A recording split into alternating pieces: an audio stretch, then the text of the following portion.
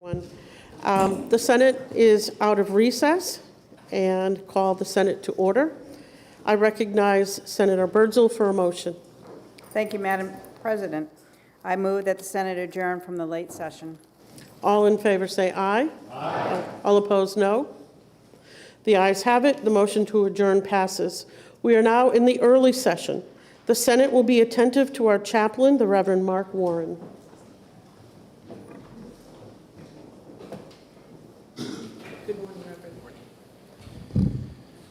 Good morning, Madam President. Good morning, Senators.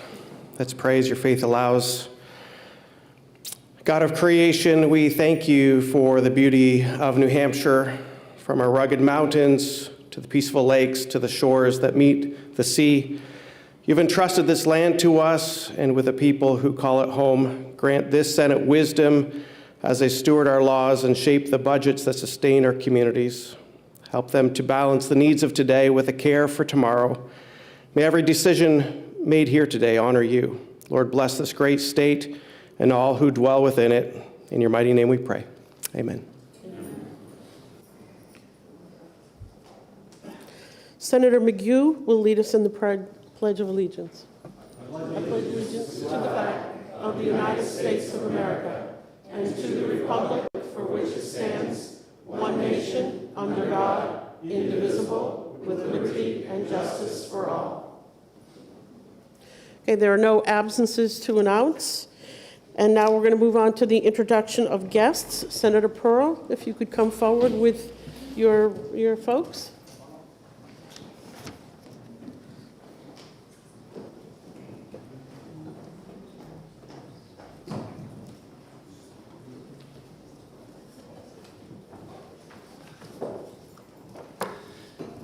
Thank you, Madam President. It's a great honor today to be able to introduce some very special guests, many of which who live here in New Hampshire. But we have the Director General Lau from Taiwan Economic Council in Boston, and you have some other guests. Would you like to introduce everyone that's with us? Right, maybe you can introduce yourself. Eric Lin from Bedford. Aviva Chen from Bedford. Pamela Chen from Manchester, but I also work at Plymouth. Ingrid Lin from Merrimack, New Hampshire. Han Chen from Paden, New Hampshire. Daphne Chen from Wingdon. Eric Chen from Innis as well. Well, it's great to have you all here in the New Hampshire Senate, and we welcome you. I have drafted a state Senate proclamation to present to you, certainly honoring all of the relationship between New Hampshire and Taiwan. It's a little lengthy, so I will read it. In the year of our Lord 2025, reaffirming friendship between New Hampshire and the Republic of China, Taiwan, and supporting Taiwan in international organizations. Whereas the United States and the Republic of China, Taiwan, share a most important bilateral relationship marked by a mutually beneficial partnership supported by our common values of freedom, democracy, rule of law, and a free market economy, and our countries now enjoy the strongest relations ever, and whereas May 20th of 25 marks the second year of the Honorable Dr. Lai Ching-te as President and Bai Kim-sao as Vice President of Taiwan, thereby demonstrating the vibrancy of Taiwan's democracy, and whereas the United States ranks as Taiwan's second largest trading partner, and Taiwan is the seventh largest trading partner of the United States in 2024, with the United States trade in goods with Taiwan totaling an estimated $158.6 billion in 2024, which is a 35% increase over 2023. And whereas New Hampshire-Taiwan bilateral trade reached $270.6 million in 2024, and New Hampshire exported to Taiwan $44.5 million, making Taiwan, New Hampshire's 11th largest export market in Asia. A formal bilateral trade agreement between Taiwan and the United States would result in even greater New Hampshire exports to Taiwan and create more jobs for the people of New Hampshire.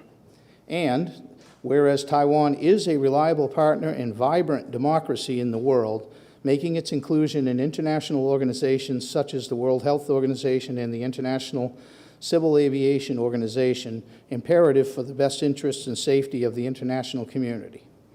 Now, therefore, the New Hampshire Senate does hereby proclaim the support for Taiwan's participation in international organizations, signing a driver's license reciprocity agreement between New Hampshire and Taiwan, and exploring ways for New Hampshire and Taiwan to cooperate on educational exchanges, including Mandarin language teaching and learning at the K-12 levels. I will tell you, these folks are a great part of our community, and it's awesome to have you here, and we certainly appreciate, your country thriving under the democracy that's thriving in your country, and it's wonderful to have you here. So welcome and thank you. Thank you so much.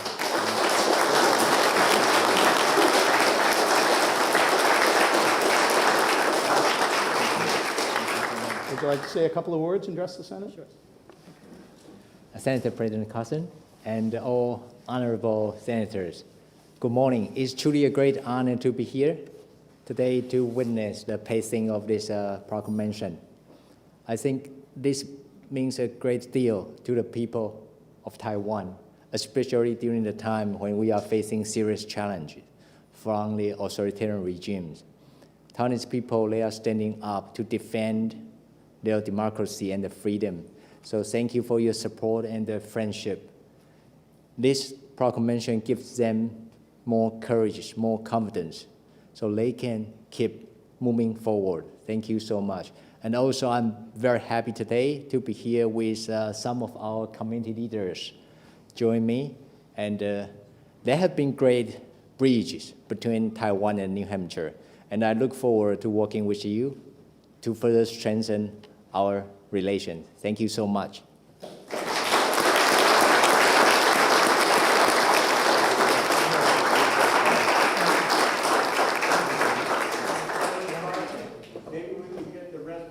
Sure. Yeah, why don't you come up and so we can get some photos? No. You need to be here. Thank you for this. It's great. Thank you so much.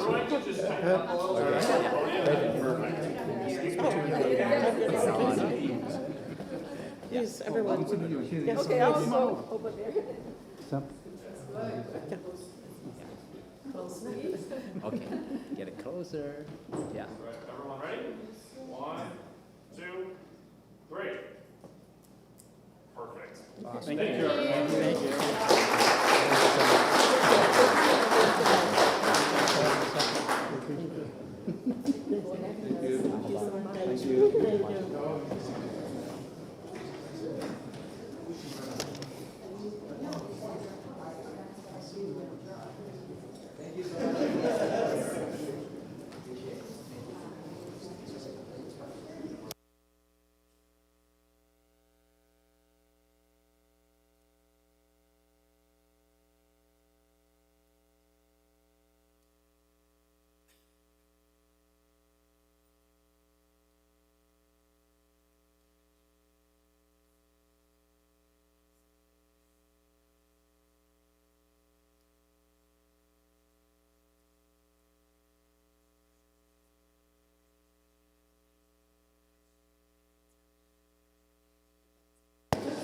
Are there any other guests to be introduced? Okay, seeing none. I'd like you to join me in welcoming our newest employee, Karina Nicholas. Would you please stand? She's going to be working with the clerk staff.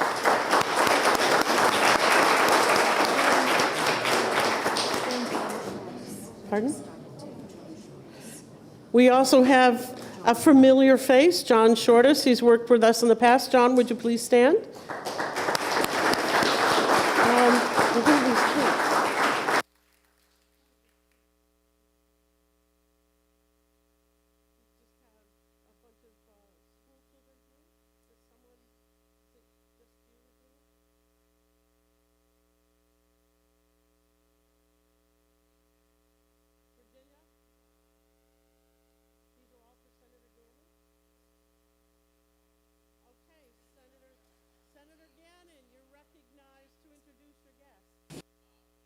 Eight third graders from Danville Elementary. I'll see you on Memorial Day at your parade. Good to see you.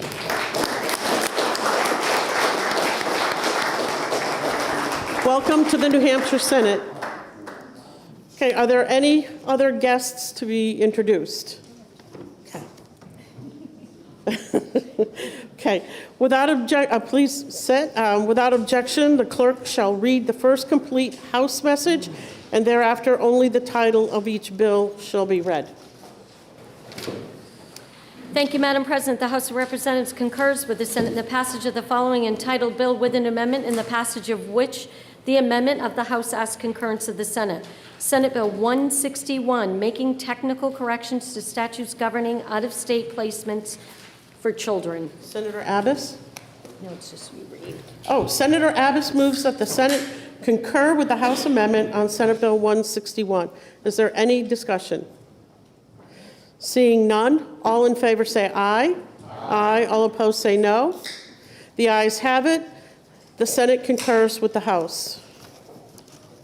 The Senate will be attentive to the clerk. Thank you, Madam President. Senate Bill 212, changing references from votes to ballots and laws regarding elections. Senator Gray moves that the Senate concur with the House amendment on Senate Bill 212. Is there any discussion? Seeing none, all in favor say aye. Aye. All opposed, no. The ayes have it. The Senate concurs with the House. The Senate will be attentive to the clerk. Senate Bill 65 FN, relative to stormwater management for solar arrays. Senator Avard moves that the Senate concur with the House amendment on Senate Bill 65 FN. Is there any discussion? Seeing none, all in favor say aye. Aye. Any opposed? The ayes have it. The Senate concurs with the House. The Senate will be attentive to the clerk. Thank you, Madam President. Senate Bill 233 FN, relative to the Grid Modernization Advisory Group. Senator Avard moves that the Senate concur with the House amendment on Senate Bill 233. Is there any discussion? Seeing none, all in favor say aye. Aye. All opposed, no. The ayes have it. The Senate concurs with the House. The Senate will be attentive to the clerk. Thank you, Madam President. Senate Bill 93 FN, relative to licensed nurse assistant licensure application materials. Senator Pearl moves that the Senate concur with the House amendment on Senate Bill 93. Is there any discussion? Seeing none, all in favor say aye. Aye. All opposed, no. The ayes have it. The Senate concurs with the House. The Senate will be attentive to the clerk. Thank you, Madam President. Senate Bill 196 FN, relative to exemption from competitive bidding requirements for certain state agency projects. Senator Pearl moves that the Senate concur with the House amendment on Senate Bill 196. Is there any discussion? All in favor say aye. Aye. All opposed, no. The ayes have it. The Senate concurs with the House. The Senate will be attentive to the clerk. Thank you, Madam President. Senate Bill 285, relative to changing the term physician assistant to physician associate. Senator Pearl moves that the Senate concur with the House amendment on Senate Bill 285. Is there any discussion? Seeing none, all in favor say aye. Aye. All opposed, no. The ayes have it. The Senate concurs with the House.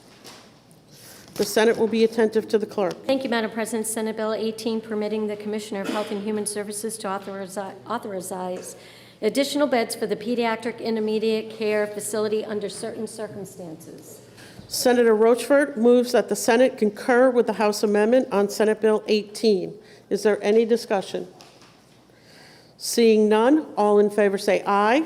Aye. All opposed, no. The ayes have it. The Senate concurs with the House. The Senate will be attentive to the clerk. Thank you, Madam President. Senate Bill 254, relative to controlled substance inventories and relative to surrogate parent criminal history records check. Senator Rochford moves that the Senate concur with the House amendment on Senate Bill 254. Is there any discussion? Seeing none, all in favor say aye. Aye. All opposed, no. The ayes have it. The Senate concurs with the House. The Senate will be attentive to the clerk. Thank you, Madam President. Senate Bill 73 FN, relative to the operation of bingo games. Senator Lang moves that the Senate concur with the House amendment on Senate Bill 73 FN. Is there any discussion? Seeing none, all in favor say aye. Aye. All opposed, no. The ayes have it. The Senate concurs with the House. Without objection, today's fiscal note report is adopted. Okay. Next, we're going to move to bills removed from the consent calendar. House Bill 309 in Commerce from Senator Innis. House Bill 499 FN removed from Commerce by Senator Birdsell. House Bill 223 from HHS by Senator McGue. House Bill 458 in the HHS committee removed by Senator McGue. Is there, do we have? I have 548. Okay. I have 548. Did I say something else? Oh, HB 548. Oh, Sorry. did you say Senate bill? Maybe, probably. Probably, I'm just going through them. So just to clarify that for those who are listening, House Bill 548 from the Committee on Health and Human Services is being removed by Senator McGue. Okay. Without objection, the following bills are special ordered to Thursday, May 22nd. In Commerce, House Bill 499, making technical corrections to insurance laws. And in Energy and Natural Resources, House Bill 566, requiring permit applications for new landfills to contain a detailed plan for leachate management. Okay. Now we're going to, Senator Birdsell? President, did you want House Bill 328 special order to 515? Okay, House Bill, what was that again, please? 328? Okay. Okay, we are also special ordering House Bill 328. What's the committee? Could you tell me, please? Oh, I'm sorry. Ways and Means. Okay. Oh, that's right. Okay. Now, we're going to the consent calendar. Okay. Okay.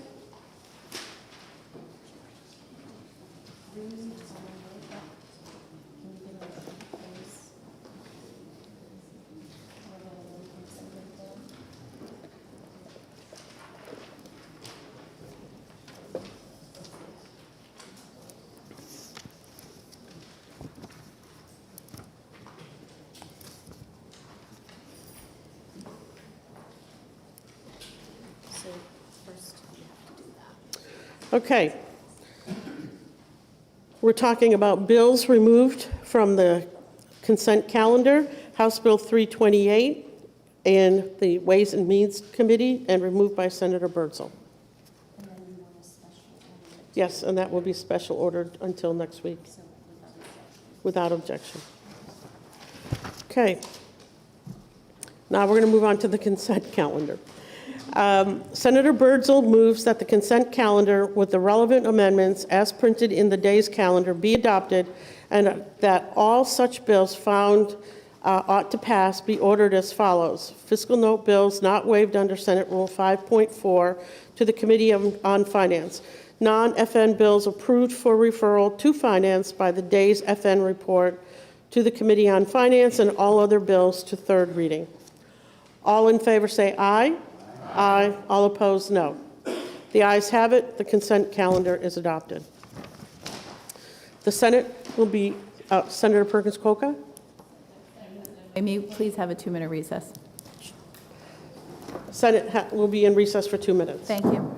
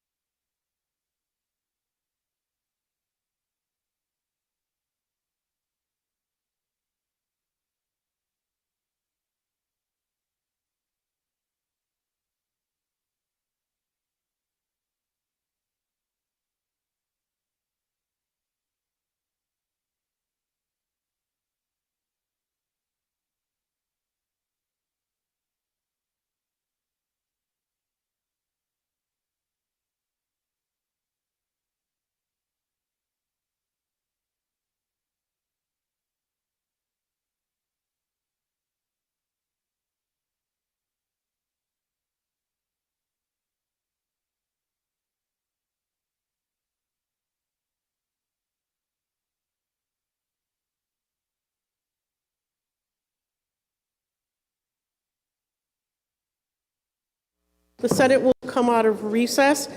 I recognize Senator Pearl for the further introduction of guests. Thank you, Madam President. We have two regular advocates for policy here at the State House in attendance today, Therese Bastarach and Julie Smith. They're both members of my delegation, of my communities, and I want to welcome you to the New Hampshire Senate.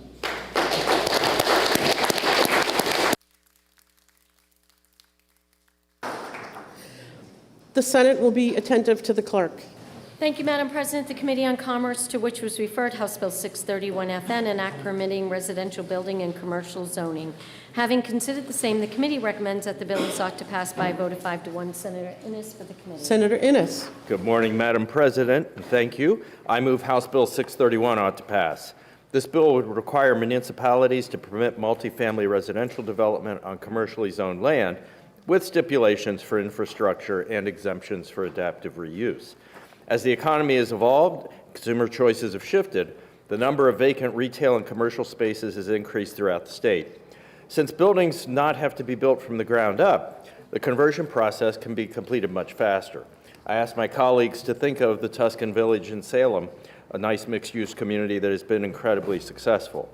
Mixed-use residential development would have many benefits, including fewer parking minimums, increased walkability, and communities where businesses can attract and retain employees.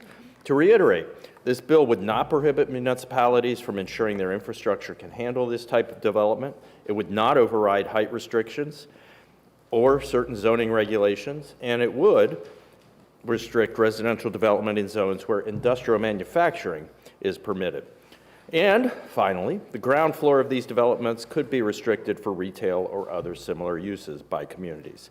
For these reasons, the majority of the Commerce Committee asks for your support and the motion of ought to pass on House Bill 631. Thank you, Madam President. Thank you, Senator. The bill is now on second reading. Is there any discussion? Senator Avard. Thank you, Madam Chair. Question from the, I'll take 7 for 200, please. Senator Innis. Yes, Senator. Thank you for taking my question. Do I have to Senator. phrase my answer in the form of a question? You might. It might be more palatable. I'm not sure. Senator, couldn't local zoning and planning boards already do this? Yes. Thank you. Okay. Senator Ricciardi to speak. Yes. Thank you, Madam President. I rise in opposition to House Bill 631. It imposes a significant unfunded mandate on our municipalities. While the bill's goal of increasing housing supply is admirable, it forces cities and towns to shoulder substantial costs without providing any resources to implement its requirements. Let me be specific about these financial burdens. The bill mandates municipalities to review and revise all existing zoning ordinances, conduct infrastructure capacity studies, assess water and sewer systems, evaluate road capacity and traffic impact, update master plans, and process new applications, potentially defend legal challenges. Each of these requirements demands staff time, technical expertise, and financial resources. Our smaller towns operating with a part-time staff and volunteer boards would need to hire consultants, engineers, and legal counsel to comply with this mandate. These costs could run into tens of thousands of dollars per municipality. This bill provides zero funding for these requirements, and no technical assistance and no legal support, no additional staff resources, no infrastructure funds. Instead, it simply drops obligations onto local taxpayers who must either raise property taxes or divert funds from essential services. This is more than a theoretical concern. When municipalities lack the resources to properly implement state mandates, they face increased liability and legal exposure.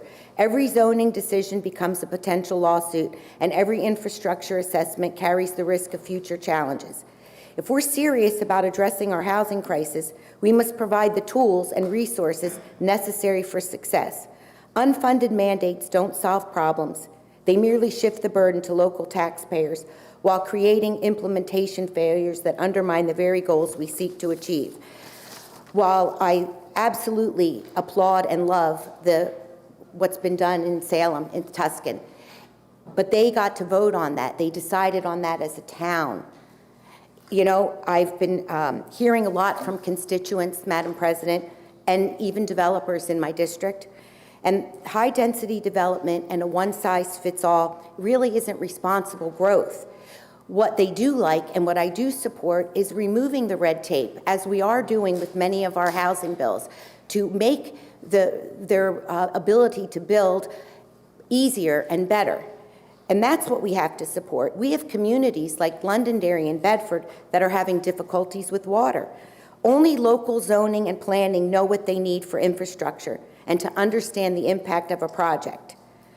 So I urge the body to vote down this bill, and I thank you, Madam President. Thank you, Senator. The bill is now on second reading. I recognize Senator Murphy to speak. Thank you, Madam President. Madam President, when zoning first came about in the 1920s, it was a way to separate incompatible uses for reasons of health and safety. Land was zoned as either industrial, commercial, or residential, and the zones were placed far enough apart. And this was Euclidean zoning. It was named that after a Supreme Court decision that upheld that practice. But that was the end of the classic mixed-use community that for all of human history had defined how we lived, up to and including the classic New England towns we love so much. The baker could no longer live above his shop. The tailor could no longer live above his business. We have our lunches at the building. I'm looking at it right now, the Upham Walker House.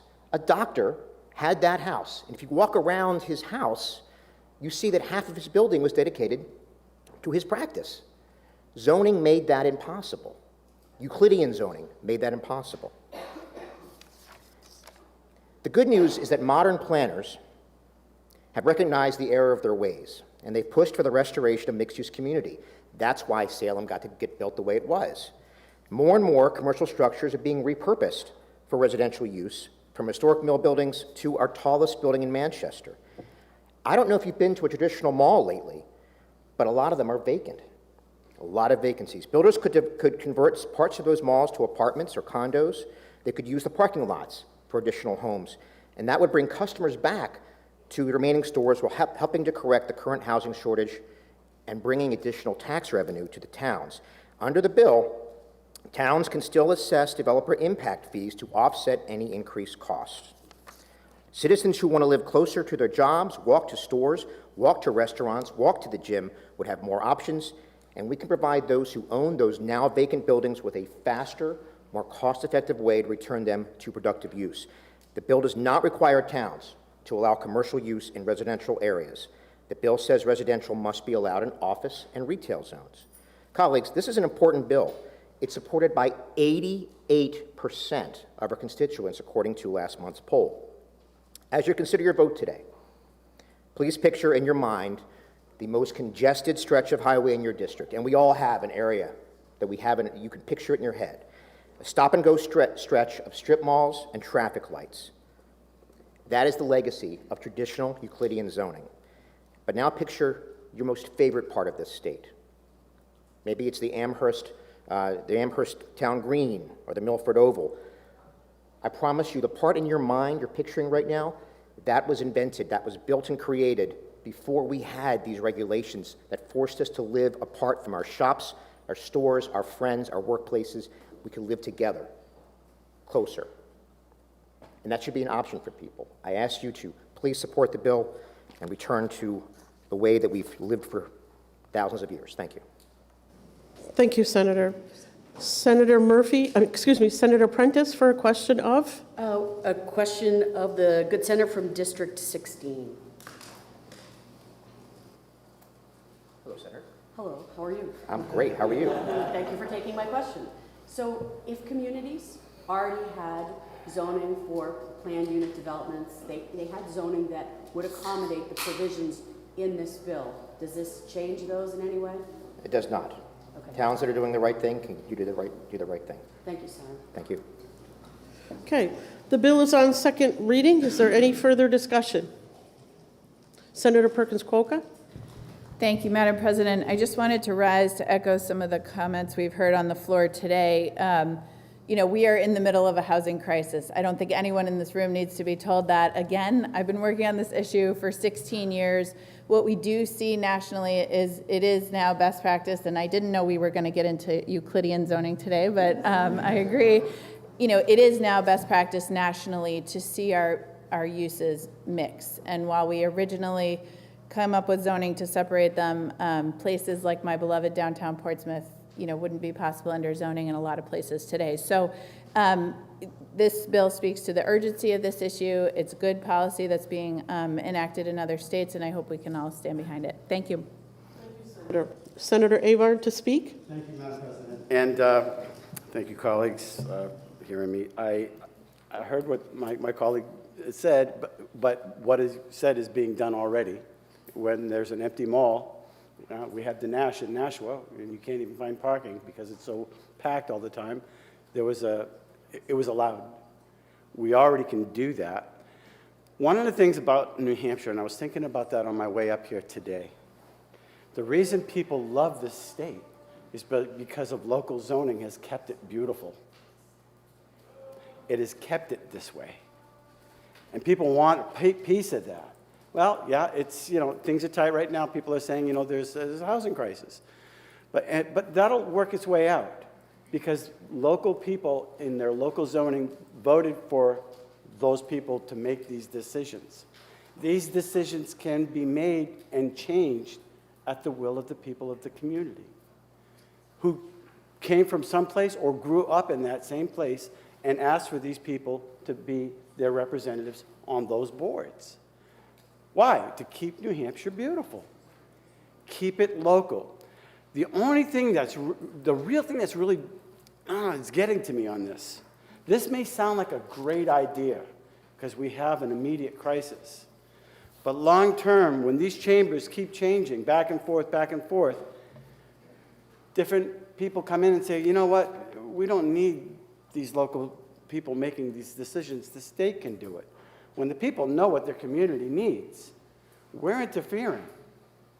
We need to tread lightly when we make these decisions. The next bill that's coming up, I got the same speech, so you've heard it. I worry about us interfering with local zoning. Many of my colleagues in here have been on zoning and planning, so have I. They're personal issues. People want to build a shed. Well, it's too close to my property, and they want to duke it out.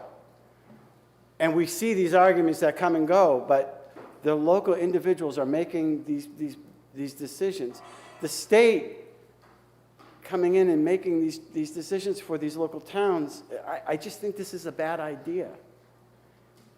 My colleague said they can already do it. Why do we need a bill that force that hand? That's just my perspective on this. And thank you, Madam President and colleagues. Thank you, Senator. Senator Sullivan to speak. A question of? Thank you, Madam President. I have a question of my colleague from District 16. Thank you for taking my question. COVID changed a lot of things for us. Some of that was we saw retail and commercial businesses be destroyed. Some of these buildings lay vacant, and they have become a blight on some of our cities and towns because squatters and trespassers have taken over them and vandals. Isn't it true that this legislation will actually help to repurpose these buildings to make it a better place for our cities and our towns? The short answer is yes. Thank you for the question. The longer answer, if I may have one more sentence. In my district in Hooksett, there has been an empty office complex ever since COVID. Anthem went out, and it has sat there, and there's an applicant that has been trying for 5 years to get a project through planning and zoning. They finally got it through. It took 5 years, and there are going to be 88 new houses built there. Thank you for the question. Thank you. Thank you, Madam President. Okay, the bill is still on second reading. Is there any further discussion? Okay, seeing none, the question is on the adoption of the committee recommendation of ought to pass on House Bill 631. Are you ready for the question? All in favor say aye. Aye. All opposed, no? No. The ayes have it. The motion of ought to pass is adopted, and the bill is ordered to third reading. The Senate will be attentive to the clerk. Thank you, Madam President. The Committee on Commerce, to which was referred House Bill 685, an act permitting in all residential zoned areas by right the construction of manufactured housing.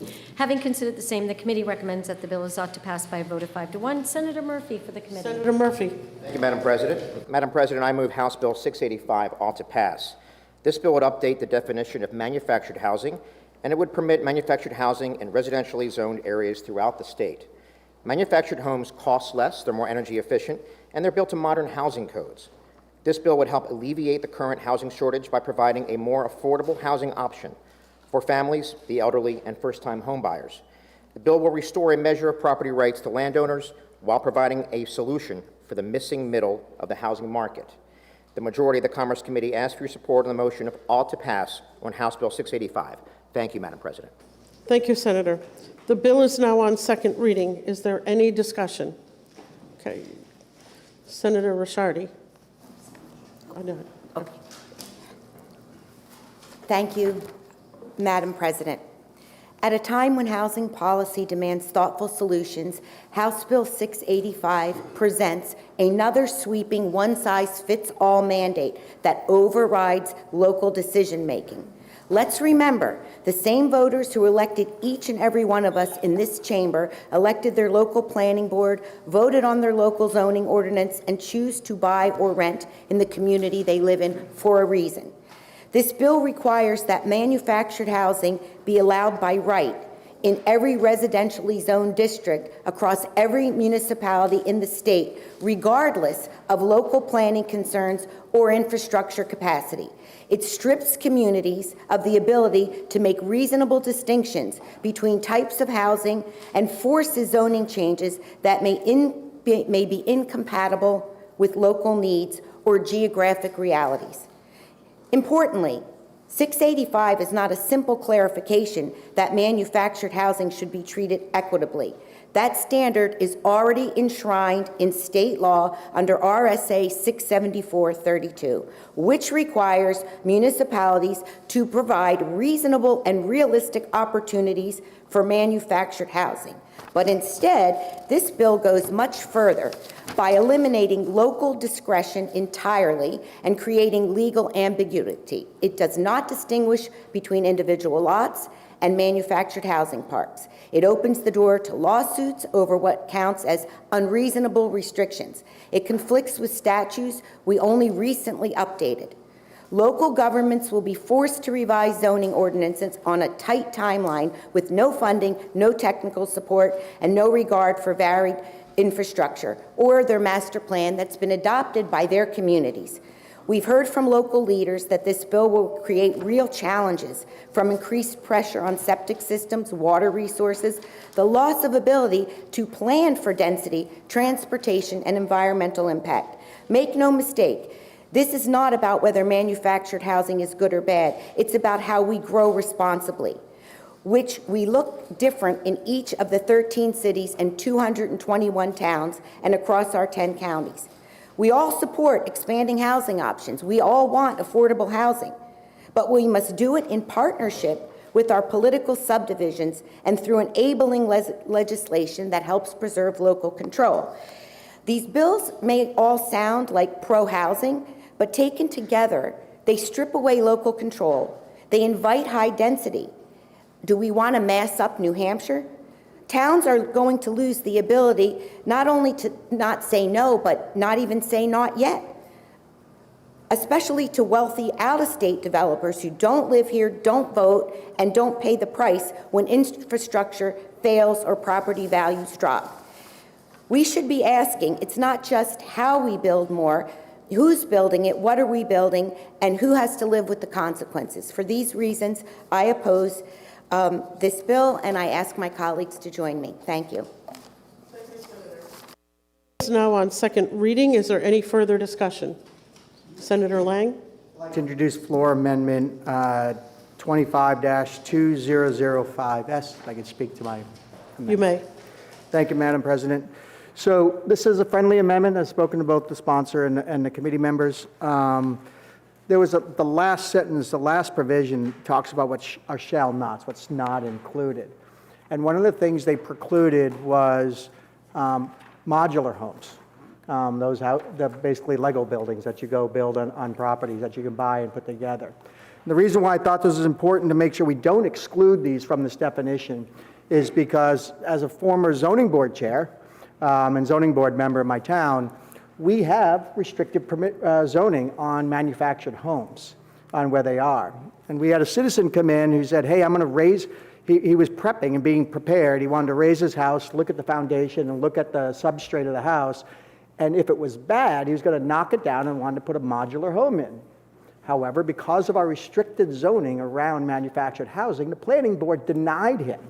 Even though he was going to build a house that probably anybody in this room, well, except for maybe the senator from District 3, wouldn't know was a modular home. It would look like a regular house to any other person. However, the planning board denied them. They appealed the decision to the zoning board, and we had an antiquated 1970s zoning law that prohibited it. And I overrode the planning board. And our committee voted that this is reasonable, responsible, affordable housing, and therefore we decided that the planning board was wrong in their assessment, and we overturned and granted the variance to allow the property. This is just doing that. That's what this is doing, allowing citizens who need to have a reasonably priced house. They're not going to build a $500,000 or $1 million house, but just wants a house with 2 bedrooms as a starter home, the ability to do that here in New Hampshire and not have these antiquated zoning laws stop them. So I'd ask you to support the amendment. I just struck the last line that talked about RSA 205-C something, and which was about modular homes. And just this adds modular homes back in because instead of saying shall not, it will allow it. So I'd ask you to please support the floor amendment. Thank you, Senator. We are discussing the proposed floor amendment 2005. Senator Avard has a question of? The good senator from District 2 for double jeopardy, please. Thank you for taking my question, Senator. You are on the zoning board and you're the chief operator there. Couldn't you have made these changes if the locals wanted it? So thank you for the question. Again, the answer is yes, but let me be rude here for a minute. Why do we get to state the form of a house? That's what we're arguing over here. What the form of your house looks like, right? This goes back to the 70s when we didn't want tin-sided houses next to us, right? That's what we're talking about, right? So could they? Yes. But having served on the zoning board, I also know how busy it is, right? People aren't looking back at the 1970s zoning laws and rechanging them. They're just going with the laws that are sitting there. And the only people that get impacted are the people who are impacted by that 1970 zoning law. So could they? Sure. Are the towns doing it? No. So yeah, I think the state should step in and say we should not allow 1970 zoning laws to dictate what's going on in 2025. May I have a follow-up? Thank you, and thank you for your answer. The good colleague from District 9 brought up something that I hadn't considered, and that is the 10-year plan of the towns have to make their master plans. How can this interrupt their master plans? If they've already had a master plan, they've just done it, are they going to have to redo it again now? And will that also bring into question, well, what's the state going to do next? So master plans aren't done, it's a rolling master plan, right? So they're not done statically in 2020 and we don't touch it again to 2030. It's a constant rolling adjustment that's made to the master plan by the planning board.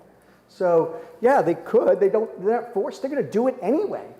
Most master plans, once you get the year 2 or 3 years in, they're re-looking at the master plan and remaking updates. So absolutely it'll make them do it, but they're already doing it, so it's not a new charge. Thank you. Okay, we are discussing floor amendment 2005. Senator Pearl would like to speak. Thank you, Madam President. I'm going to support the floor amendment because I understand the argument. I think it makes the bill better. I'm not going to support the underlying bill because it has some technical flaws that I asked to be addressed and they weren't, but the amendment does make the bill better, so I will support the amendment. But I will not be supporting the bill as amended. Thank you. Thank you, Senator. Is there any further discussion on the proposed adoption of floor amendment 2005? Okay. Seeing none, are you ready for the question? All in favor of the floor amendment, say aye. Aye. All opposed, no. The ayes have it. The floor amendment is adopted. The bill is still on second reading and open for further discussion or amendment. Is there any further discussion on the bill as amended? Okay, seeing none. The question is on the adoption of ought to pass as amended on Senate Bill 685. Are you ready for the question? All in favor say aye. Aye. All opposed, no? No. The ayes have it. The motion is adopted and the bill is ordered to third reading. The Senate will be attentive to the clerk. Thank you, Madam President. The Committee on Election Law and Municipal Affairs, to which was referred House Bill 107, an act relative to political advertising printed in newspapers, periodicals, or billboards. Having considered the same, the committee recommends that the bill is ought to pass with an amendment by a vote of 4-0. Senator Gray for the committee. Senator Gray? Move to table. The motion to lay on the table is non-debatable. All in favor of the motion say aye. Aye. All opposed, no. The ayes have it. The motion has been adopted.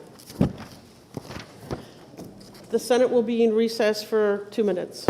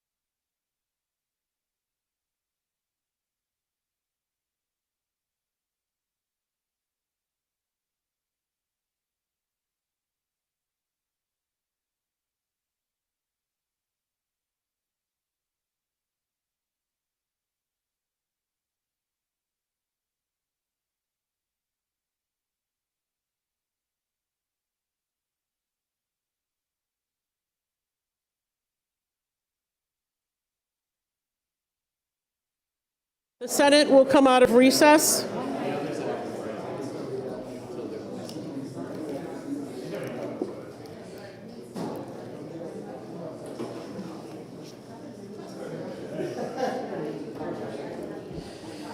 The Senate will be attentive to the clerk. Thank you, Madam President. The Committee on Judiciary, to which was referred House Bill 190FN, an act relative to therapeutic cannabis possession limits, having considered the same, the committee recommends that the bill is inexpedient to legislate. By a vote of 3 to 2, Senator Abbas for the committee. Senator Abbas. Thank you, Madam President. I move to table. Okay, nope, that's okay. Don't worry, we're fine. Okay. The motion to lay on the table is non-debatable. All in favor of? Oh, okay. Senator Fenton for a PI. Thank you, Madam President. I've worked on my PIs, so I'm ready. Okay, good. If I believe that a motion to table is not the correct motion because it would prevent meaningful discussion on a bill that would improve access to health care for some of our most ill patients due to the limited availability of cannabis dispensaries, and I also believe that the difficulty traveling for folks seeking care, would I now vote on the motion not to table? Thank you, Senator. Good job. Thank you. Okay. The motion to lay on the table is non-debatable. Senator Abbas. Madam President, I wish to make a parliamentary inquiry. You may do so. If I know that I believe that any other motion would result in a 12-12 deadlock and we'll be here till the sun goes down, would you join me in support the motion to table? Thank you. Thank you, Senator. Roll call, Madam President. Okay, roll call has been requested by Senator Altschiller. Is there a second? Seconded by Senator Prentice. Before we call the roll call, we have a group of fourth graders here. Yes, Senator Birdsell. I would like the Senate body to welcome the Grinnell fourth graders from Derry, New Hampshire, our biggest town. Welcome.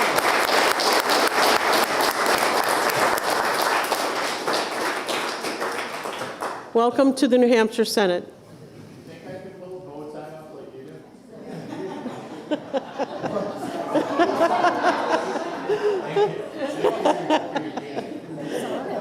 Okay. Okay, a roll call has been requested by Senator Altschiller, seconded by Senator Prentice. The clerk will call the roll. Senator Rochefort. Yes. Senator Lang. Yes. Senator McConkey. Yes. Senator Waters. No. Senator Prentice. No. Senator Gray. Yes. Senator Innis. Yes. Senator Ward. Yes. Senator Rishardi. Yes. Senator Fenton. No. Senator McGue. Yes. Senator Avard. Yes. Senator Rosenwald. No. Senator Reardon. No. Senator Murphy. No. Senator Pearl. Yes. Senator Sullivan. No. Senator Birdsell. Yes. Senator Long. No. Senator Perkins Quokka. No. Senator Abbas. Yes. Senator Gannon. Yes. Senator Altschiller. No. And Senator Carson. Yes. The motion to table passes by a vote of 14 to 10, and the motion has been adopted and the bill laid on the table. The Senate will be attentive to the clerk. Thank you, Madam President. The Committee on Judiciary, to which was referred House Bill 207FN, an act relative to repealing the prohibition on the possession and sale of blackjack, slingshots, and metallic knuckles, except by or to minors. Having considered the same, the committee recommends that the bill is inexpedient to legislate by a vote of 3 to 2. Senator Gannon for the committee. Senator Gannon. Thank you, Madam President. I motion to table. Lay on the table is non-debatable. All in favor of the motion say aye. Aye. All opposed, no. The ayes have it. The motion has been adopted and the bill laid on the table. The Senate will be attentive to the clerk. Thank you, Madam President. The Committee on Judiciary, to which was referred, House Bill 380FN, enact relative penalties for criminal violations of therapeutic use of cannabis. Having considered the same, the committee recommends that the bill is inexpedient to legislate by a vote of 3 to 2. Senator Abbas for the committee. Senator Abbas. Thank you, Madam President. I move to table. Okay. The motion to lay on the table is non-debatable. Senator Altshuler, you are recognized for a... Thank you, Madam President, for a parliamentary inquiry. Yes, you may speak.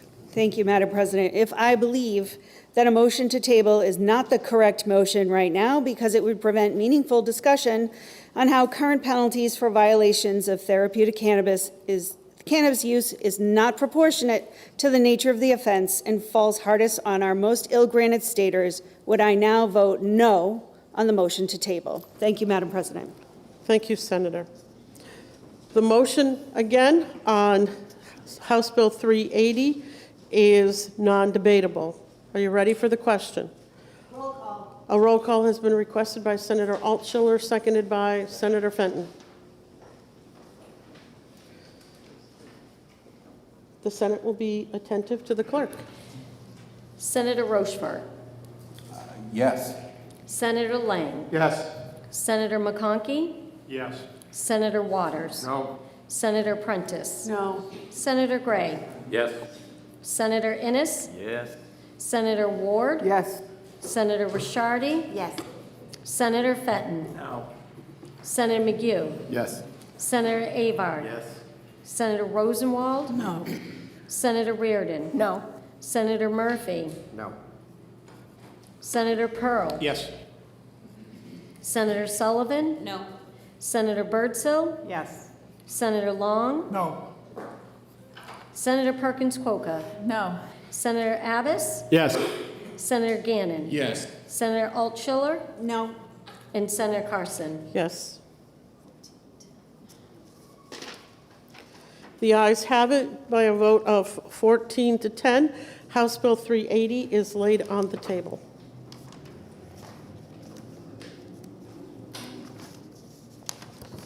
The Senate will be attentive to the clerk.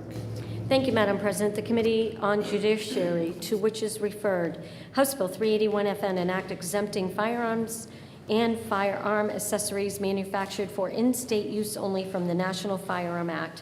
Having considered the same, the committee recommends that the bill is ought to pass with an amendment by a vote of 3 to 2. Senator Gannon for the committee. Senator Gannon. Thank you, Madam President. I move that House Bill 381 ought to pass as amended by the committee. As amended, HB 381 clarifies and limits product liability claims related to firearm manufacturers. The bill clearly states that the absence of optional features shall not be used to hold a manufacturer liable in tort under claims regarding defective product design, strict product liability, or failure to warn or negligence. Manufacturers would not be sheltered from liability for claims involving manufacturing defects or operations which failed to be consistent with the manufacturer's representations. I respectfully ask that you join members of the Senate Judiciary Committee in finding that 381 ought to pass with amendment, or as amended, rather. Thank you, Madam President, and if I may speak to the bill. Thank you, Senator. The bill is now on second reading. The first order of business is the committee amendment. Is there any discussion on the committee amendment? Senator Gannon to speak. Thank you, Madam President. Let me tell you about, it was asked to me in the committee, why would I support the amendment I made? Let me tell you about the neighbor that we have in Sig Sauer.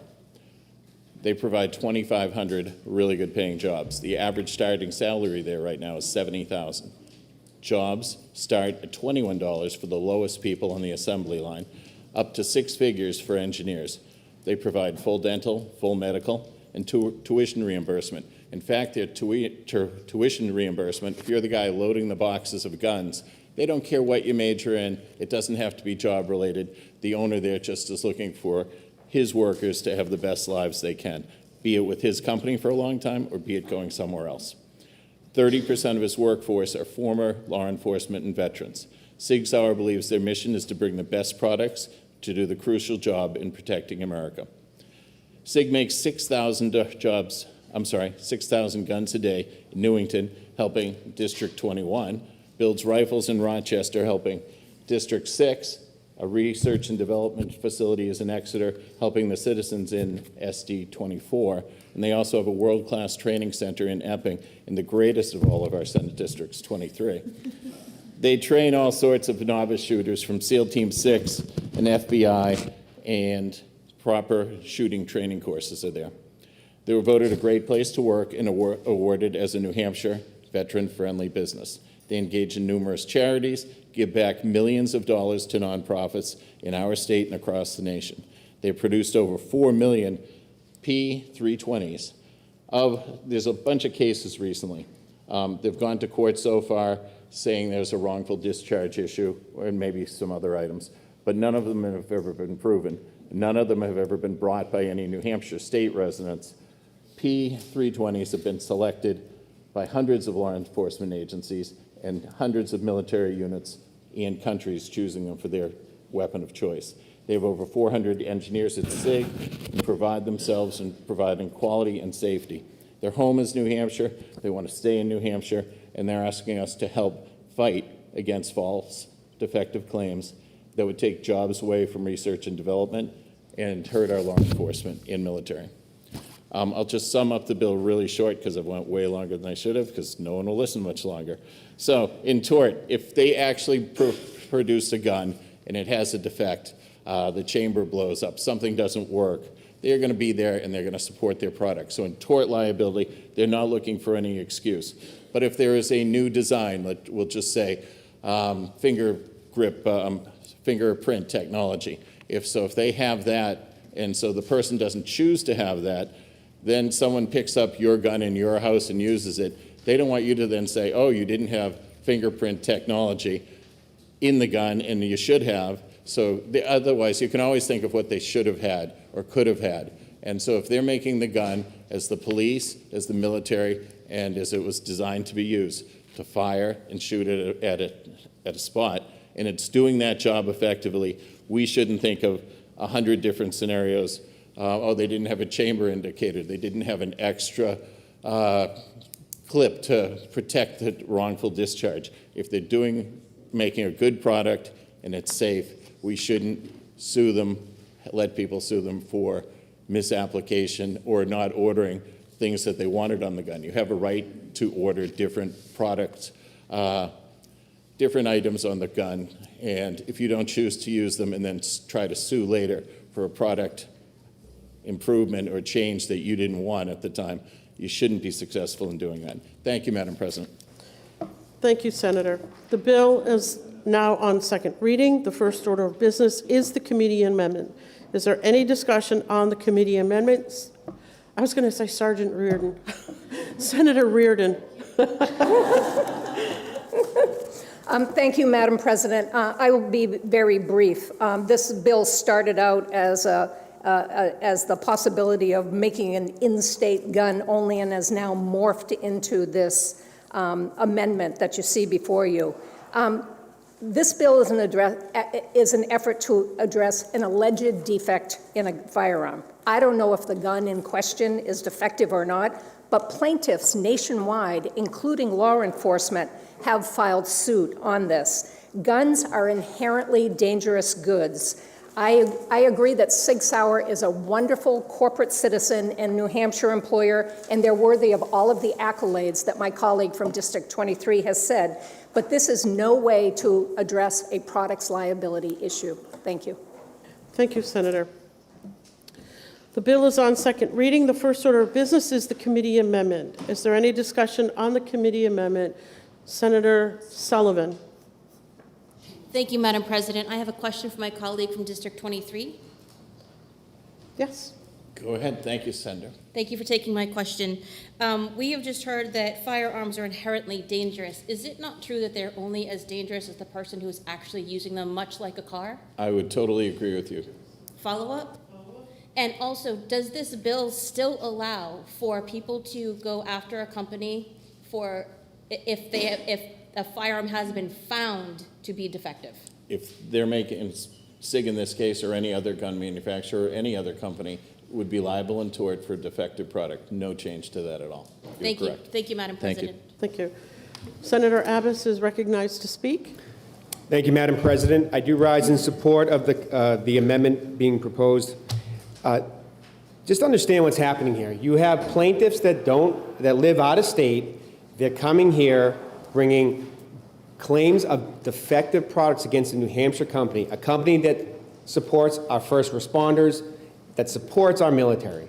And they're coming here to file their lawsuits claiming that these certain features that have not, many of these didn't even exist 5 to 7 years ago, that because they're not included, and there's no law or regulation requiring they be included as part of the design, that it's now a inherently dangerous product, and they're trying to bring all these lawsuits here when these firearms, the chamber indicator, they're talking about, well, it has to have some type of warning that it's been loaded.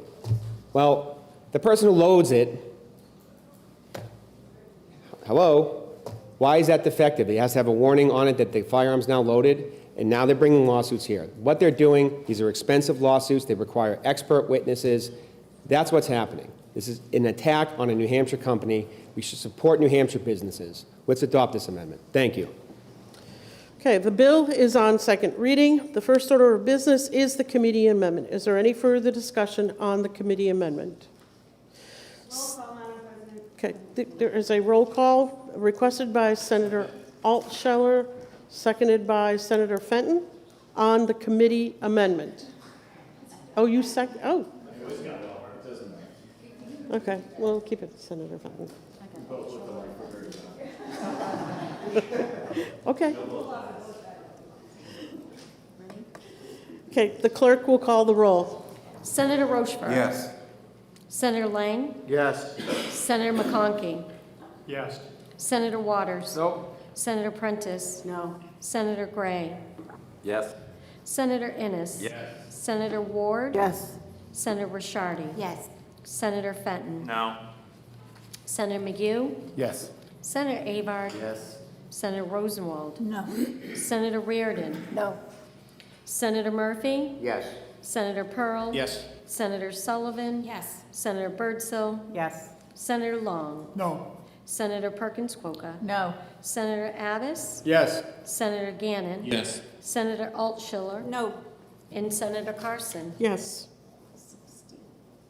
Okay. The ayes have it. By a vote of 16 to 8, the committee amendment is adopted. Can I ask for a 2-minute recess now? The Senate will be in recess for 2 minutes.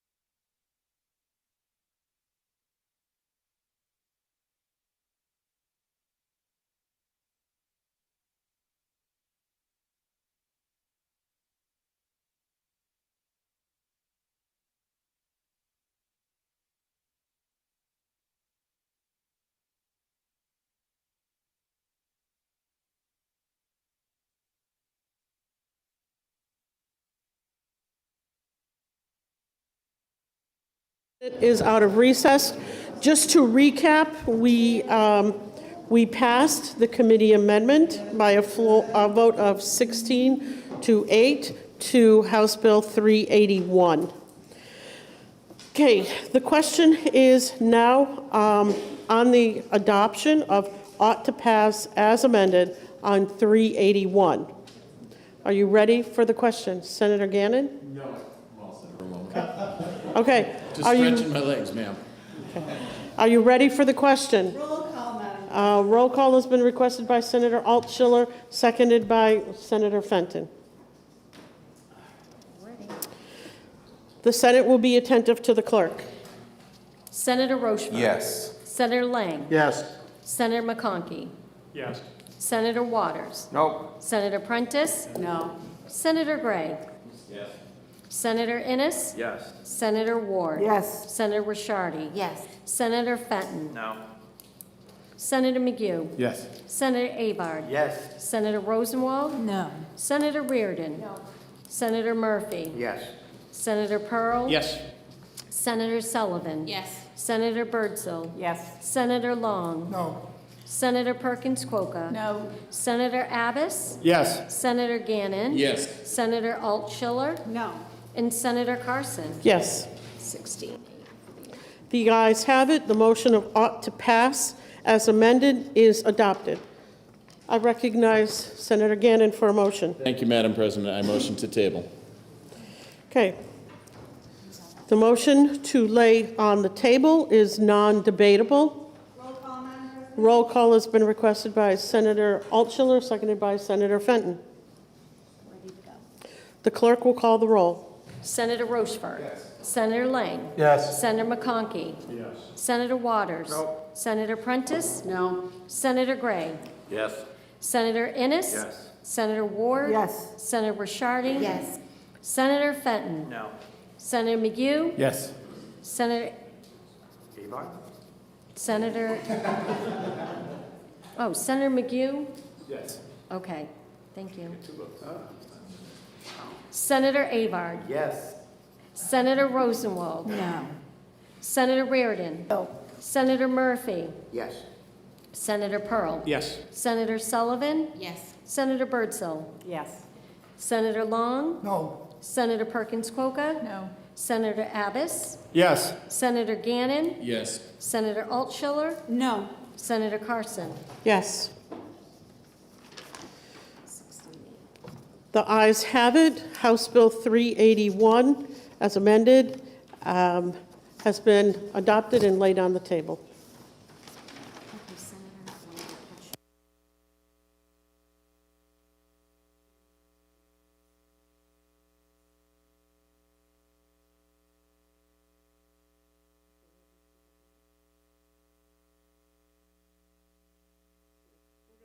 A little deviation here with an enrolled bill adoption, a report adoption. Senator Avard moves that the enrolled bill report on Senate Bill 93 be adopted. All in favor say aye. Aye. All opposed, no. The ayes have it. The enrolled bill report is adopted. Okay. The Senate will be attentive to the clerk. Thank you, Madam President. The Committee on Judiciary, to which is referred House Bill 551FN, an act repealing the license to sell pistols and revolvers. Having considered the same, the committee recommends that the bill is ought to pass by a vote of 3-2. Senator Gannon for the committee. Senator Gannon. Thank you, Madam President. On behalf of the Senate Judiciary, I move House Bill 551FN ought to pass. House Bill 551 eliminates the state licensure requirement for the sale of pistols and revolvers. Members of the committee felt that the federal licensure requirements were adequate for oversight and that additional state licensure was duplicative and burdensome. I respectfully ask that you support the pending committee recommendation of ought to pass. Thank you, Madam Chair. Thank you, Senator. The bill is now on second reading. Is there any discussion? Okay. Seeing none. Yep, no discussion. Yes, I know. Floor Amendment 1907 has been proposed. Senator Gannon, would you like to speak to your floor amendment? Yes, my floor amendment is basically what we just did in the last bill, and I'm carrying it over. It's if there is a defective product, the manufacturer is liable, but they are not liable for product design add-ons that a customer didn't choose. So again, you're liable in tort, but you're not liable. The manufacturer would not be liable for mechanical safety, chamber indicators not being present, not having fingerprint technology, or not having an extra hinge pivoting or safety trigger. So you would not be liable for those optional features. And that's it, Madam Chair. Thank you, Senator. The question is on the adoption of floor amendment number 1907. Senator Perkins Coca to speak. Yes, thank you, Madam President. I just wanted to rise to again reiterate the problems with this policy. Obviously, this is what we just saw in HB 381, and I'd just like to reiterate some of the arguments of my colleague from District 15. You know, what we're doing here is essentially trying to create an exemption from federal law with no plan to implement it. There's nothing in this bill that talks about how we would possibly enforce keeping these labeled firearms in New Hampshire, you know, what the burden on local law enforcement is, which could lead to additional cost. And we also have, you know, we already have existing law on this issue, which is an RSA 15926, which reads, to the extent consistent with federal law, the state of New Hampshire shall have authority and jurisdiction over the sale, et cetera, pertaining to firearms. So we already acknowledge that federal law preempts in this situation, and passing this bill would essentially create an inconsistency there. So I hope you'll join me and the majority of folks who signed in, 153 opposed to this piece of legislation, and vote no on the floor amendment. Thank you. Thank you, Senator Perkins Coca. I recognize Senator Fenton for a question of. Question of my colleague from District 21. Yes. So let's just take guns out of this equation. We're not arguing guns. Are we setting a dangerous precedent for businesses to come before the legislature now to dictate laws where they can be side-skirted? Yes, thank you, Senator. I mean, if you're going to design a product, you should stand behind your product. If your product is hurting people, then there should be a remedy for that. And I think when it comes to the legislature, we should be setting up rules and regulations that serve all and getting out of the way to let our businesses run. Thank you. Thank you. Sullivan, you are recognized for a question of. I'd like to speak, please. Oh, you want to speak? Okay. Thank you, Madam President. So we're hearing a lot about safety, and I am a firearms instructor. I take women and I instruct them on how to use firearms safely. The first thing we teach them is that these are mechanical instruments, just like a car, and that they can fail. You are the safety of your firearm. Doesn't matter what you add onto it to make it look like it's safe. Safeties fail, the chamber indicators fail, magazine releases fail. If you don't clean your firearm, all of these fail.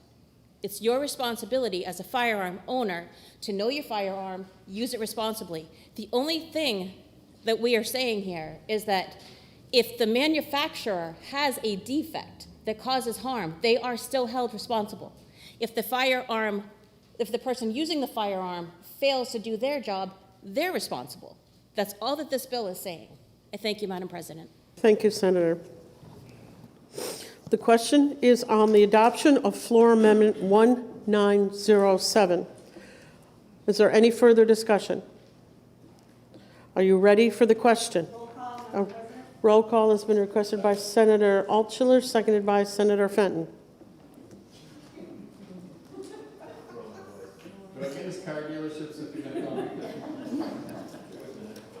He's a lot quicker than you, Senator Gannon. The Senate will be attentive to the clerk. Senator Rochefort. Yes. Senator Lang. Yes. Senator McConkey. Yes. Senator Waters. No. Senator Prentice. No. Senator Gray. Yes. Senator Innis. Yes. Senator Ward. Yes. Senator Rishardi. Yes. Senator Fenton. No. Senator McGue. Yes. Senator Avard. Yes. Senator Rosenwald. No. Senator Reardon. No. Senator Murphy. Yes. Senator Pearl. Yes. Senator Sullivan. Yes. Senator Birdsell. Yes. Senator Long. No. Senator Perkins Coca. No. Senator Abbas. Yes. Senator Gannon. Yes. Senator Altshuler. No. and Senator Carson. Yes. The ayes have it by a vote of 16 to 8, and floor amendment 1907 is adopted. The bill is still on second reading and open for further discussion and amendment. Senator Altshuler to speak? Yes, please. Thank you, Madam President. I rise in opposition to the OTPA motion on House Bill 551. This bill is simply not a good idea, so much so that the prime sponsor of the bill did not even show up to introduce it, nor reach out to the committee following the hearing. 57 people, though, took the time to sign in against this bill, and only one person spoke in favor of it, and he testified that his support was conditional on a series of proposed amendments. The one we just passed was not one of them. Repealing the local licensing requirement for the sale of pistols and revolvers is just another incremental chipping away at previous efforts of gun violence prevention. Every one of those efforts to chip away has made us less safe. Now, tacking House Bill 381, which my colleagues have spoken about at length, its harms makes this bad bill worse. I urge my colleagues to vote no on the OTPA motion so that another motion can be made. And Madam President, I request a roll call. Thank you. Thank you, Senator. The bill is still on second reading and open for further discussion and amendment. Okay. Seeing none, the question is on the adoption of ought to pass as amended on House Bill 551. Senator Altshuler has requested a roll call. Is there a second? Okay. Senator Gannon requests a second. Yeah. The clerk will call the roll. Senator Rochefort. Yes. Senator Lang. Yes. Senator McConkey. Yes. Senator Waters. No. Senator Prentice. No. Senator Gray. Yes. Senator Innis. Yes. Senator Ward. Yes. Senator Rishardi. Yes. Senator Fenton. No. Senator McHugh. Yes. Senator Avar. Yes. Senator Rosenwald. Senator Reardon. No. Senator Murphy. Yes. Senator Pearl. Yes. Senator Sullivan. Yes. Senator Birdsell. Yes. Senator Long. No. Senator Perkins Quokka. No. Senator Abbas. Yes. Senator Gannon. Yes. Senator Altshuler. No. Senator Carson. Yes. The ayes have it by a vote of 16 to 8, and the bill is ordered to third reading. Okay, we are at the conclusion of the regular calendar. No, that was special ordered. That was special ordered. I thought that was, no, okay. I thought that was special ordered to next week, which is 247? Okay. Okay, just let me, No, it was 499, 566, and okay. Let's just take a 2-minute recess.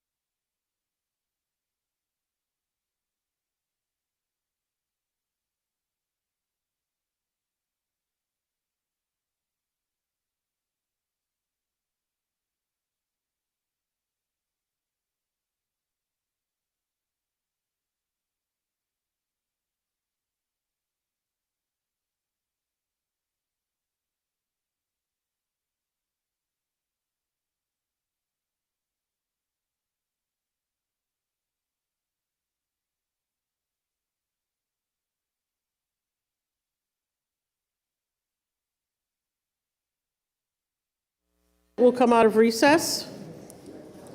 The Senate will be attentive to the clerk. Thank you, Madam President. The Committee on Ways and Means, to which was referred House Bill 247L, an act authorizing municipalities to hold a referendum on whether to allow historic horse racing. Having considered the same, the committee recommends that the bill is inexpedient to legislate by a vote of 3 to 2. Senator Lang for the committee. Senator Lang? Thank you, Madam President. I move House Bill 247, inexpedient to legislate. This bill sought to prohibit the sale of pari-mutuel pool wagers on historic horse racing statewide unless the municipality specifically voted to allow it. This bill does not apply to other forms of gaming, such as poker rooms or slot machines. Just last week, on the consent calendar, the Senate passed unanimously HB 737, which created an opt-out provision for municipalities for all forms of gaming. House Bill 737 was more comprehensive in that it would allow the municipality to vote to prohibit all forms of gaming. It was also more practical because it wouldn't require every municipality to vote to allow gaming, but would give the few who don't want it in their community the opportunity to vote to prohibit gaming. The majority of the Ways and Means Committee believe the opt-out method contained in House Bill 737 passed last week is a much better approach than the opt-in method contained in this bill. Therefore, I ask you to support the motion of inexpedient to legislate on House Bill 247. Thank you very much. Thank you, Senator. The motion is inexpedient to legislate. Is there any discussion? Senator Rosenwald. Thank you, Madam President. I rise to oppose the ITL motion so that we can restore more local control to communities as to whether or not they affirmatively decide to allow historic horse racing. If this motion is overturned, I have a floor amendment that would add slot machines to the local decision about these facilities.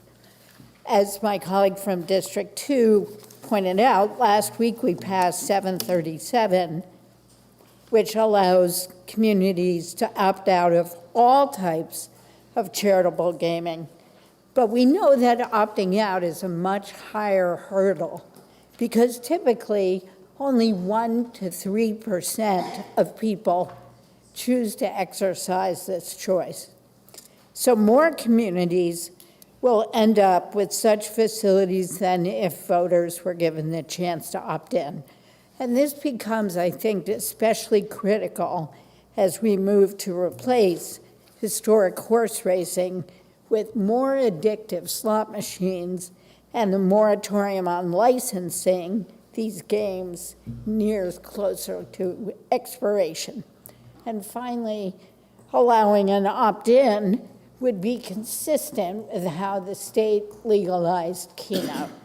Please join me in voting no on the ITL. Thank you, Madam President. Thank you, Senator. The motion is inexpedient to legislate.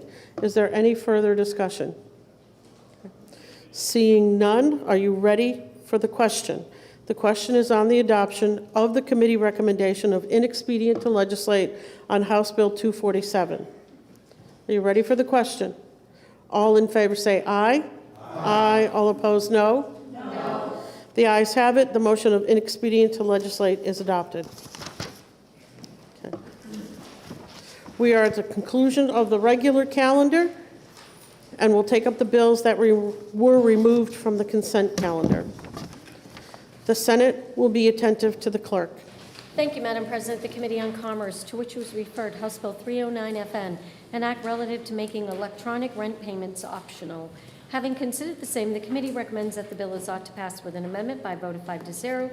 Senator Reardon for the committee. Senator Reardon. Thank you, Madam President. I rise in support of the ought to pass motion. This bill would prohibit landlords from requiring a tenant or prospective tenant to only pay their rent by electronic funds transfers. This bill supports accessibility and flexibility, especially at a time when there's a housing crisis and there's a segment of our population who is unbanked. The committee amendment would clarify that landlords are not subject to a $1,000 fine per day for the violation. Thank you, Madam President. Thank you, Senator. The bill is now on second reading. The first order of business is the committee amendment. Is there any discussion on the committee amendment? Senator Innis. Thank you, Madam President. I would encourage the Senate to please vote down the committee amendment so I can bring a new amendment forward. Thank you, Madam President. Thank you, Senator. So just so we all know, Senator Innis is requesting that we vote down the committee amendment so that he can bring forward a floor amendment. Okay, the question is on the adoption of the committee amendment. Are you ready for the question? All in favor say aye. All opposed, no. No. The noes have it, and the committee amendment fails. The bill is on second reading. Is there any further discussion or amendment? Senator Innis, you're recognized to bring in a floor amendment. Thank you, Madam President. I would like to bring forward Floor Amendment 1972S. It's a simple amendment that simply makes some technical corrections in the bill and brings it in line with current statute with respect to numbering and coding. Thank you, Madam President. Thank you, Senator. The question is on the adoption of Floor Amendment 1972. Are you ready for the question? All in favor say aye. Aye. All opposed, no. The ayes have it. The floor amendment is adopted. The bill is still on second reading and open for further discussion and amendment. Seeing none, the question is on the adoption of ought to pass as amended on House Bill 309. Are you ready for the question? All in favor say aye. Aye. All opposed, no. The ayes have it. The motion is adopted, and the bill is ordered to third reading.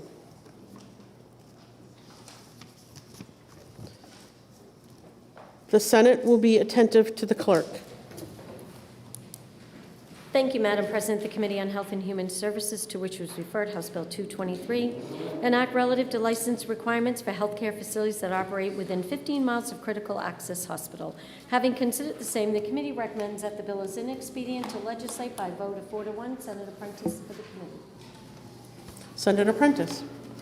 Thank you, Madam President. I rise in support of the committee's recommendation on House Bill 223 for inexpedient to legislate. This bill exempts ambulatory surgical centers, emergency medical care centers, birthing centers, drop-in or walk-in care centers, dialysis centers, and special health care services from the notice and consent requirements for establishment within a 15-mile radius of critical access hospitals. The committee heard testimony that there is an existing process for such facilities to establish within that 15-mile critical access hospital radius. Thus, the majority of the committee finds this bill unnecessary at this time. I ask my colleagues to support the inexpedient to legislate motion. Thank you. Thank you, Senator. The motion is inexpedient to legislate. Is there any further discussion? Senator Birdsell. Move to table. Okay. The motion we have in front of us is move to table. Yep, okay. The motion to lay on the table is non-debatable. I recognize Senator McHugh for a parliamentary inquiry. Thank you, Madam President. If I knew that this bill is not quite ready for prime time, but if I also believed that expanding healthcare access and competition would increase transparency, bring down costs, and improve healthcare outcomes by driving clinical innovation like it did when we introduced ambulatory surgery centers, could I now support the tabling motion, knowing that I have committed to the senators from Districts 5 and 19 to work over the summer and introduce a new bill in August? Thank you very much, Senator. Are there, nope, okay. The motion to lay on the table is non-debatable. All in favor of the motion say aye. Aye. All opposed, no. The ayes have it. The motion to lay House Bill 223 on the table has passed. The Senate will be attentive to the clerk. Thank you, Madam President. The Committee on Health and Human Services, to which was referred House Bill 548FN, an act relative to license requirements for healthcare facilities that operate on a membership-based business model. Having considered the same, the committee recommends that the bill is inexpedient to legislate by a vote of 5 to 0. Senator Long for the committee. Senator Long. Thank you, Madam President. I rise in support of the committee's recommendation of inexpedient to legislate. This bill exempts direct pay healthcare facilities from certain licensing requirements and policies in RSA 151:2-F, as well as the moratorium on licensing and bed capacity in RSA 151:2-6A. Provided that the facility is not a nursing home or skilled nursing facility, The bill also establishes a patient's Bill of Rights for direct pay facilities and directs the Department of Health and Human Services to study direct pay models. The committee does not think it is best to move forward with this legislation at this time. Thank you, Madam President. Thank you very much, Senator. The motion is inexpedient to legislate. Is there any discussion? Senator McHugh. Thank you, Madam Speaker. While this bill is not quite ready for prime time either, I do believe it's ready for an amendment, and I rise in opposition to the inexpedient to legislate motion. I also rise in opposition to declining access to health care in New Hampshire. I rise in opposition to the rising costs, the opaque pricing schemes. But I do rise in strong support of the patients of New Hampshire, for every single patient who's had to struggle to find a primary care doctor, to those that have none at all, for every mother who's had to drive hours to give birth because her local birth center has closed. We must listen to the customers of our medical system, and I support customer satisfaction and delight.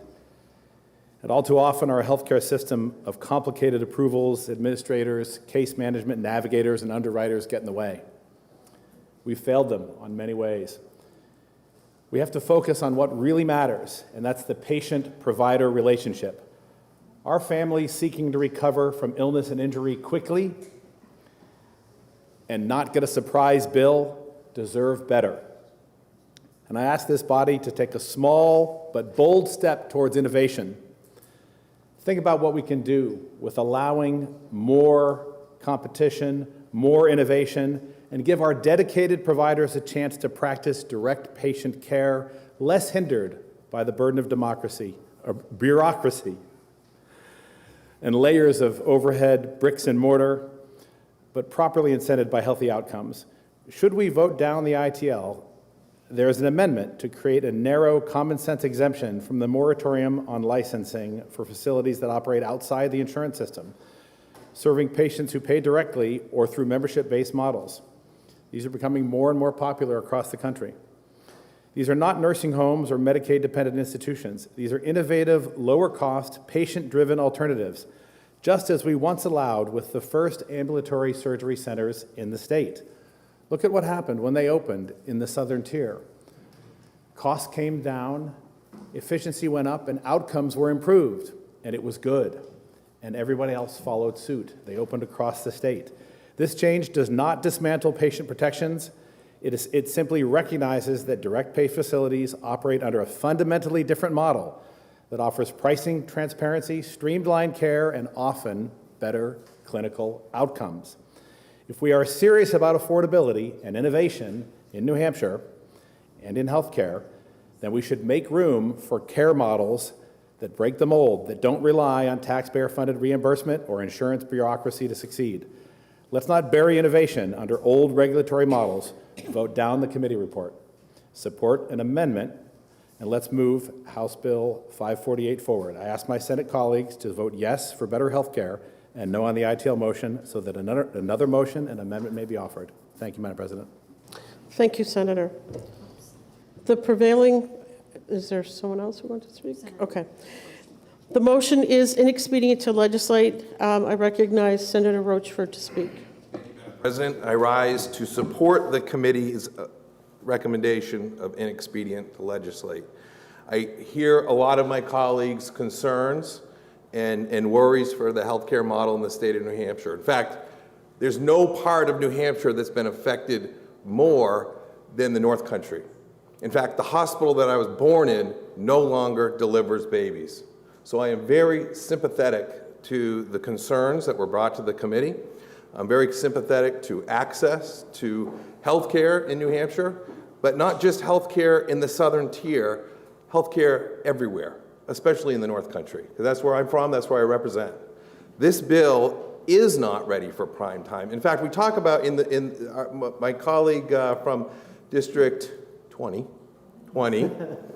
talked about a patient's Bill of Rights that's in this bill. This bill sets out a patient's Bill of Rights for people with money and a separate Bill of Rights for people without money. Is that really what we want to do? Do we want to put out a two-tiered system where certain protections are given to some people and other protections are given to other people? No, that's not what we want to do here. That's not what we come here to legislate about. We're here to protect all the people. We're here to ensure all people have access to health care, not just the haves, and forget about the have-nots, many of whom live in my district. So the committee's recommendation on the ITL was the right recommendation. I agree this bill was not ready for prime time, and the only logical place for this to go is with an ITL motion. So I would ask that the body support the ITL motion. Thank you, Senator. The motion is inexpedient to legislate. Is there any further discussion? Are you ready for the question? All in favor say aye. Aye. All opposed, no. The ayes have it. The motion of inexpedient to legislate is adopted. I recognize Senator Birdsell for a motion. Thank you, Madam President. I move that the Senate adjourn from the early session, that the business of the late session be in order at the present time, that all bills and resolutions ordered to a third reading be, by this resolution, read a third time, all titles be the same as adopted, and that they be passed at the present time. All in favor say aye. Aye. All opposed, no. The ayes have it. The early session is adjourned. We are now in the late session. Are there any announcements to come before the Senate? Senator Reardon. Thank you, Madam President. I rise today to honor John F. Swope of Concord, who passed away on April 29th. John and his wife Marjorie moved to Concord in 1963, just after his graduation from Yale Law School, to begin his career at the United Life and Accident Insurance Company that later became Chug Life and is now known as Lincoln Financial. John quickly rose through the ranks, and within 15 years, he was the president of the company. He served and supported more civic and philanthropic boards than I can name here, and was a mentor to a generation of business leaders. More than one person recalled John's steadfast belief that a company has a responsibility not only to its shareholders, but also to its employees and to the community in which it exists. John imparted to future leaders a core belief. If you have the privilege and the opportunity to run a business in this state, you have an obligation to step up and to have your business and you personally participate in meeting the needs of the community. John Swope exemplified that belief in everything he touched. It's no surprise he was one of the founders of Leadership New Hampshire. In the 80s, John's passion and vision helped guide New Hampshire PBS from a humble location beneath the bowling alley at UNH to the strong institution it is today. He served as president and CEO and remained a steadfast presence on their board of directors. He brought that same leadership to the national level, serving on the national board of PBS, including as interim president and CEO in 1999. He was a longtime director and major supporter of the Courier Museum of Art, where he was the most senior trustee and chaired the campaign that led to its expansion. One of John's many passions was the arts here in Concord. He was a driving force, fundraiser, and donor behind the creation of Concord's Capitol Center for the Arts and later the Bank of New Hampshire stage. The current director of the Capitol Center said it would not exist but for John Swope. His early support quite literally saved the center from the wrecking ball in the 1970s. In 2011, John donated 77 acres of land in memory of his late wife, Marjorie, herself a Concord treasurer, creating Marjorie Swope Park and Trails, a gift to the city that will benefit generations to come. Those who knew and spent time with John often spoke of his dry and witty sense of humor. No matter how serious the situation, John always had a quip. He was a kind and generous man, a business leader who understood the power of mentoring and the value of community, culture, and the arts. Not many executives of large companies spend their entire career in one town and get involved with the intensity that John did, but Concord and New Hampshire as a whole are the beneficiaries of that commitment. We will miss John Swope and are deeply grateful for the remarkable legacy he leaves behind. Thank you. Thank you, Senator Reardon. Senator Birdsell. Madam President, I just want to let everyone know that there has been white smoke coming from the Sistine Chapel. We have no idea who it is yet. He will be coming up to the podium soon, so we have a pope. Thank you, Senator. Senator Innis? Just an announcement. This is Small Business Week, and we have a lot of small business owners here in the chamber. They'll clean up after you. They'll feed you. They'll transport you. But I want to encourage everyone, maybe spend a little less on Amazon, a little more in your community, whether it's Main Street in Concord or Main Street in your town. Support not just the small businesses, but your neighbors who own them. Thank you, Madam President. Senator Pearl? A personal privilege, if I might. Yes. I want to thank all of you. You know, as you know, my wife had a little medical issue last week as we were coming into the Senate session, and she ended up being hospitalized for 4 days with a severe case of diverticulitis. And but she came home Sunday, and she's doing great. And with thanks to all of you, the support that I received from many of you reached out personally asking how she was doing, and many members of the community. It's just nice to know we have a big family. I always refer to you as my extended family, and I feel that way about it. So thank you for your support. Thank you, Senator. Are there any further announcements to come before the Senate? Okay. Seeing none, without objection, all personal privileges or unanimous consent shall be entered in the permanent journal of the Senate. Is there any further business to come before the Senate today? I recognize Senator Birdsell for a motion. Thank you, Madam President. I move that the business of the day being completed, that the Senate recess to the call of the chair for the purpose of introducing legislation, re-referring bills to committee, scheduling hearings, sending and receiving messages, vacating bills, and processing enrolled bill reports and amendments. And when we recess to the call of the chair.